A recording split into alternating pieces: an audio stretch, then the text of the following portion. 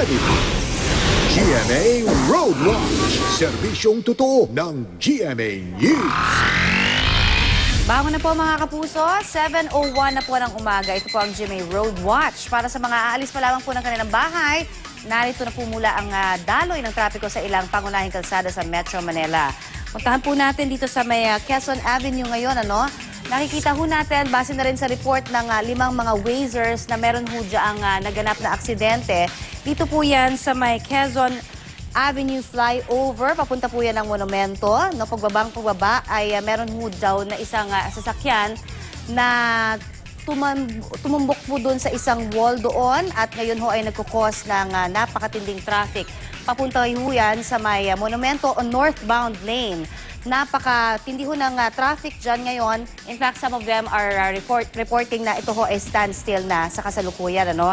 So nakikita ho natin na it will get better pagdating naman ho naman dito sa may mismong area ng EDSA sa may Eastern. Although medyo may kaunting traffic pa rin po sa mga oras na ito. No? Puntahan naman po natin ngayon ang C5. Nako, dito rin ho sa may Ortigas Avenue Extension. At itong area na ito ay talagang sobrang traffic din sa kasalukuyan. Sarado ho ang 5 kalsada sa Taguig dahil po sa pagdating ni US President Barack Obama. Kaya ito ang resulta niyan. 6 kilometers per hour ang takbo ho ng mga sasakyan. Napakabagal. Ano? Ito ho ay going sa Makati, no? Sa may E. Rodriguez Jr. Avenue, no? Service area. Diyan po yan sa may Libis. No? Talaga hong traffic pa rin ang ating nakikita ngayon. Bumper to bumper. From 6 kilometers, medyo uusad ho tayo ng konti. No? Dito po sa may Paseo Leon, area 9 kilometers per hour ang nakikita ho natin ngayon na pag-usad ng traffic. Pero talaga hong matindi yan. Ano? Pagdating naman dito ho sa may area ng Yakal, ano, kung saan nakikita ho natin may 25 kilometers na rin pong mas maayos na ho ang daloy ng traffic. No? Although, nakita ho natin may mga pulis syempre na nagbabantay. So, yung mga coding ngayong araw na ito, nako, ingat kayo, may mga nanghuhuli dyan. Ano?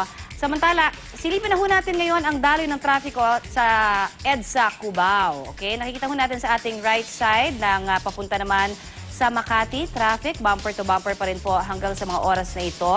Kaya kung meron tayo mga lakad papunta dyan, agahan na natin ang ating paglabas sa ating bahay at humanap na ho ng alternative route. Ano?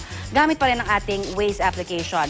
Samantala dito ho sa left side naman ng inyong screen, nakikita natin, ito naman yung northbound lane, papunta ho yan ng Caloocan. Okay pa rin ho sa mga oras na ito, walang problema. Wala rin namang nakikita tayong anumang aksidente sa parte na ito ng EDSA. Maliban na lamang pagpunta ho yan doon sa may flyover ng Quezon Avenue na iuulat po natin kanina na may aksidente. Pero meron na naman daw na ambulansya at tow truck na kumukuha sa mga oras na ito.